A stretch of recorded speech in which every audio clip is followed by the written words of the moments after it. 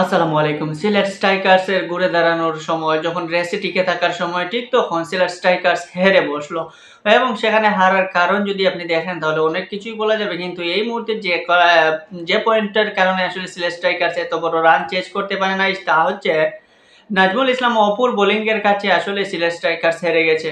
Sylhet strikers যখন batting করে মাঝপথে যখন সিলেট স্ট্রাইকার্সের রানের টাকা 7/8 করে যখন যদি তখন রান রেটটা এগিয়ে নিয়ে যেতে পারতো তখন হয়তো সিলেট স্ট্রাইকার্স লাস্ট পর্যন্ত এই 6 রানের হারটা দেখতে হতো না। কারণ নাজমুল ইসলাম অপু মিডল ওভারে এসে যে একটা টাইট বোলিং করে যান এবং সেই বোলিংয়ের কারণে সিলেট স্ট্রাইকার্স হেরে যায় আমার কাছে মনে হয়। বিশেষ করে নাজমুল ইসলাম অপু যখন বোলিংয়ে আসেন তখন ব্যাটিংয়ে রনি তালুকদার এবং এরন জোন্স ব্যাটিংয়ে ছিলেন এবং এরন জোন্স নাজমুল অপুকে খুবই সমীহ করেছিলেন একদম ফার্স্টে 3টা ওভারে। প্রথম 3টা ওভারে নাজমুল অপুর 3টা ওভারে দেখবেন 11 রানের মতো নাজমুল অপু দিয়েছিলেন এবং সেই 3টা ওভারই মূলত হারিয়ে দিয়েছে সিলেট স্ট্রাইকার্সকে। সেখানে যদি এরন জোন্স লাস্টের ওভারে যেভাবে নাজমুল অপুর লাস্ট ওভারে চড়াও হয়েছিলেন এবং সেই ওভারে যখন 17 রান নিয়েছিলেন ঠিক তেমন যদি ফার্স্ট 3 ওভারে নাজমুল অপুর মোটামুটি 8 বা 9 রান করে নিয়ে আসতে পারতেন ওভার প্রতি তাহলে হয়তো 6 রানটা লাস্টের দিকে এরকম হার হতো না। তবে সেখানে আপনি একটা জিনিস দেখবেন যে এখানে না আরিফুল হকের দুর্দান্ত ব্যাটিং। আরিফুল হককে যদি আপনি বলেন তাহলে আরিফুল হকের ব্যাটিং এবং ফিল্ডিং নিয়ে আপনি কিছুই বলতে পারবেন না। কারণ আরিফুল হকের এই ক্যাপ্টেন্সি বা বোলিং নিয়ে আপনি বলতে পারেন যে কোনো কিছু যে বাজে বোলিং বা বাজে ক্যাপ্টেন্সি, কিন্তু তার ব্যাটিং এবং তার ফিল্ডিং এর কি প্রগতিকে আপনি কখনো অস্বীকার করতে পারবেন না। এই বিপিএল এ আপনি তার ব্যাটিং স্ট্রাইক রেট দেখেন বা ব্যাটিং দেখেন ক্যাপাসিটি বা তার ফিল্ডিং দেখেন, সবকিছু মিলে তিনি দুর্দান্ত একজন ফিল্ডার এবং আজকের ম্যাচেও তার একটা ক্যাচ হয়েছিল এবং সেটা চুকদার ক্যাচ ছিল। সেই ক্যাচ হয়তো বিপিএল এর এই মুহূর্তে এই বিপিএল এ হয়তো সেরা ক্যাচও হতে পারে।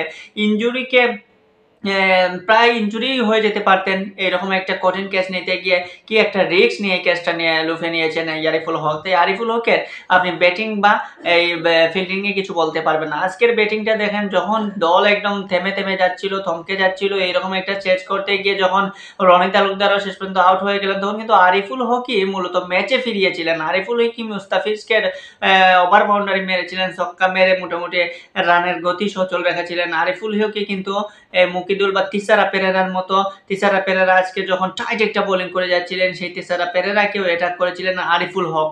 সো আরিফুল হকই মূলত একটা রেসে এনেছিলেন সিলেট স্ট্রাইকার্সকে, যেখানে শেষ পর্যন্ত সামিউল্লাহ শিনওয়ারিও লাস্টের দিকে এসে মুস্তাফিজকে ছক্কা হাঁকিয়ে একটা কঠিন একটা প্রতিদ্বন্দ্বিতামূলক পর্যায়ে নিয়ে যান বা জাকের আলী সেখানে কিছু একটা অবদান রাখার চেষ্টা করেন।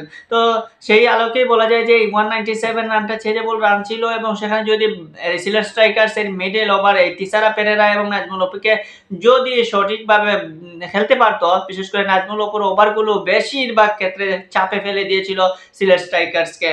যদিও তিসারা পেরেরা আজকে অন্যান্য দিনের তুলনায় আজকে তিসারা পেরেরা দুর্দান্ত বোলিং করেছেন, তার স্লোয়ার গুলো ছিল দেখার মতো, তার স্লোয়ার গুলো বুঝায় উঠতে পারছিলেন না ব্যাটাররা এবং সেখানে সিলেট স্ট্রাইকার্স এর আজকে ব্যাটারদের কিছু ব্যাটিং কোয়ালিটি নিয়ে প্রশ্ন থাকতে পারে, যেমন বিগ হিটিং এর কোয়ালিটি নিয়ে। টপ অর্ডারে আজও সিলেট স্ট্রাইকার্স তো টপ অর্ডারে ব্যাটাররা ছক্কা মারতে যেন কেমন জানি ভয় পেয়েছিল। যদিও রনি তালুকদার একটা 50 করেছেন, কিন্তু রনি তালুকদারের 50-তে দেখবেন কোনো ছক্কা নাই। রনি তালুকদার ছক্কা আঁকাতে মনে হয়েছিল যে কে একটু ভয় পাচ্ছেন, বা এরন জোন্স ছক্কা আঁকাতে একটা ভয় পাচ্ছেন। এরন জোন্স ছক্কা হাঁকিয়েছেন যে সেই এই নাজমুল অপুকে একটা 6 মেরেছেন, তাও 13 নম্বর ওভারে সিলেট স্ট্রাইকার্স এর প্রথম 6 হয়েছে।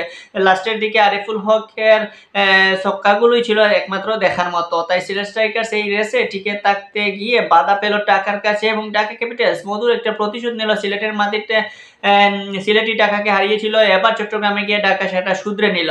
তবে যাই হোক, দিন শেষে সিলেট স্ট্রাইকার্স কিংবা ঢাকা ক্যাপিটালস দুটাই এই মুহূর্তে রয়েছে পয়েন্ট টেবিলের পিছনের সারিতে। এখন যদি রেসে উঠতে চায়, যদি প্রতিদ্বন্দ্বিতা করতে চায়, দুইটা দলেরই জয়ের কোনো বিকল্প নাই। নেক্সট ম্যাচগুলোতে আশা করবো সিলেট স্ট্রাইকার্স এখান থেকে কামব্যাক করবে এবং এই ভুলগুলো শুধরে নতুন করে আসবে ফিরে।